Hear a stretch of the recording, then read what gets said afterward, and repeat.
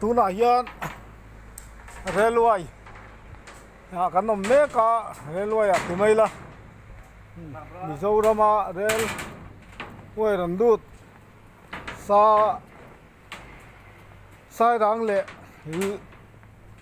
Bhairabi inkar a hey lei sei ber tur mual khang lei an zo me ka tu na hian mual khang le kham rang inkar a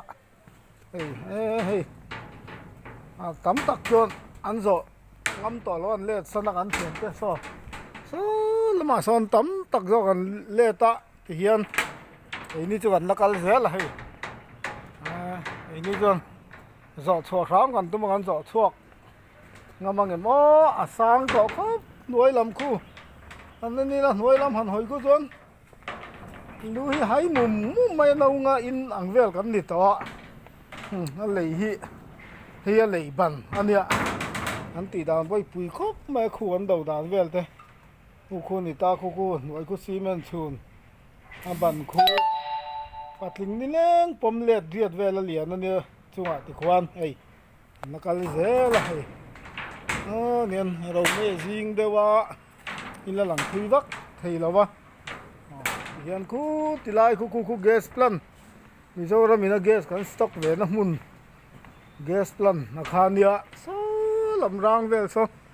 eloi kal zel na turania ala thui khop mai so ta so na la pheya an lei hi tu na hian na chan ve kan na zo chia lo ni mai theya